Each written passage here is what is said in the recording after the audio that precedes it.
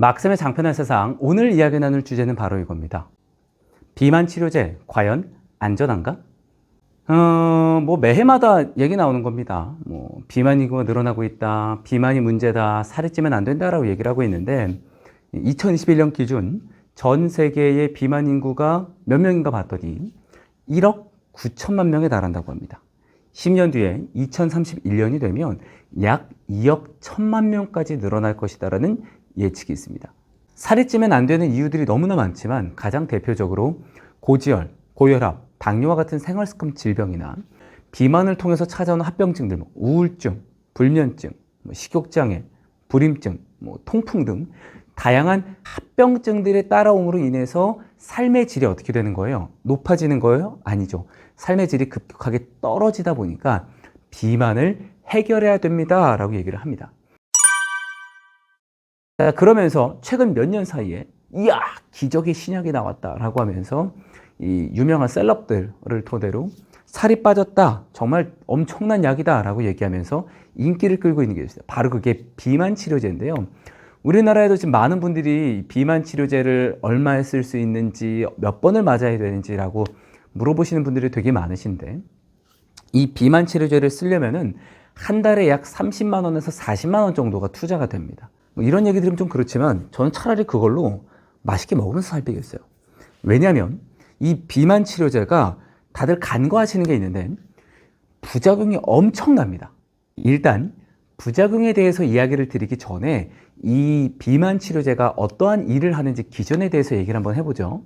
우리나라에 잘 알려져 있는 비만 치료제는 크게 세 가지가 있습니다. 마운자로, 위고비, 삭센다가 있는데 이 세 가지는 전부 다 GLP-1이라고 하는 호르몬의 유사체 기반의 비만 치료제입니다. 이 보통 GLP-1은 이자에서 인슐린 분비를 촉진하고 글루카곤의 분비를 억제시키는 호르몬인데 이와 유사한 작용을 통해서 혈당을 낮출 수 있고 식욕을 억제하는 효과가 알려져 있다라고 지금 알고 계시죠? 근데 문제는 이겁니다. 문제는 이거예요. 약입니다. 호르몬을 강제로 조절시키는 약입니다. 호르몬을 강제로 조절시키면 몸에서 어떤 일이 일어날까요? 많은 분들이 효과만 바라보고 이 주사를 맞으려고 하시는데 생각지도 못한 엄청나게 위험한 부작용들이 있습니다. 하나씩 좀 살펴보죠. 핫한 비만 치료제 오젬픽, 쉬쉬하는 부작용은 바로 못 참는 설사라는 뉴스가 있습니다.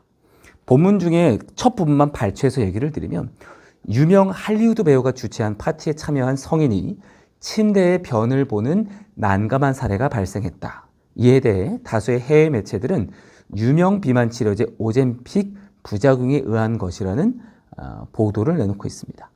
두 번째, 비만약 최대 부작용은 펜터민과 삭센다, 정신, 신경장애를 불러일으킨다라고 얘기하고 심각한 장애의 위험을 최대 22배나 높여줘서 부작용 증상 반복되는 사용을 중단해야 된다는 뉴스도 볼 수가 있고요. 비만 치료제, 자살 충동 등 부작용 논란이 일어서 미국 FDA에서 본격적인 조사가 나갔다고 합니다. 비만 치료제 오젬픽, 마운자로 등 최근 부작용 논란이 지속되고 있어서 미국 식품의약국 FDA가 본격적인 조사에 나서고 있다고 합니다. 본문 내용에 따르면 지난해엔 유럽의약품청이 자살충동 위험 보고를 받고 비만 치료제 오젬픽과 위고비에 대한 조사를 실시한 바가 있다. 규제 당국 감독위원회는 오는 4월 조사 결과를 발표할 예정이다. FDA 역시 지난해 9월까지 201건의 자살충동을 보고받았다고 보고했고 탈모 부작용 보고도 422건에 이른다고 합니다. 엄청나죠? 기본적인 설사부터 시작해서 신경장애, 탈모, 근감소증, 거기에 췌장염까지. 주사 한번 잘못 맞고 몸을 망치실래요? 아니면은 자연적으로 식단을 관리하면서 이 호르몬이 분비가 되는 거를 정상으로 되돌리실래요? 이 말은 좀 어렵습니다. GLP-1이라고 하는 호르몬은 우리 몸에서 자연적으로 생성이 되는 호르몬인데 얘는 어디서 만드냐? 장 속에 살고 있는 장내 미생물이 식이섬유라는 녀석을 먹고 대사를 합니다. 그러면서 나온 대사산물 중에 하나인 단소의 지방산이라고 하는 녀석이 이 GLP-1이라고 하는 호르몬의 생성과 활동이 활성화될 수 있도록 스위치를 눌러줍니다. 그러면 어떻게 돼요? GLP-1이 췌장에서 인슐린을 분비해야 돼라는 이 활동을 잘할 수 있게끔 조절을 시켜주는 거죠. 여러분은 약을 맞으시겠습니까? 주사를 맞으실래요? 아니면은 식생활을 다시 원상태로 돌려서 이 소위 균형을 맞추면서 정상 분비가 될 수 있도록 조절을 하시겠습니까? 어떤 걸 선택하실래요? 비만을 해결하는 가장 강력한 방법이라고 얘기를 드리면 저는 장내 미생물, 이 뚱보균 다이어트를 얘기를 드릴 수가 있겠습니다.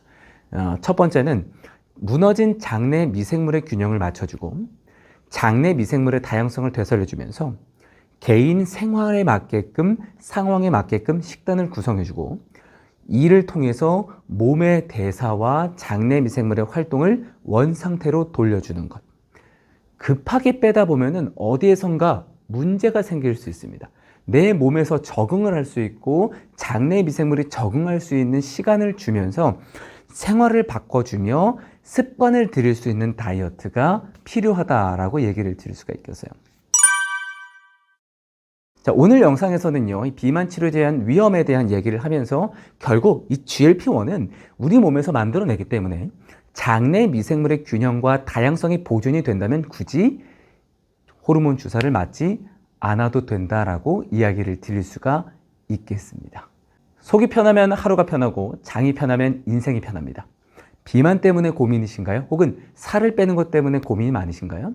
가장 첫 번째인 장내 미생물의 균형을 맞출 수 있는 식습관부터 찾아주시기를 바라겠습니다. 자, 그럼 저는 다음 영상을 통해서 돌아오겠습니다. 안녕!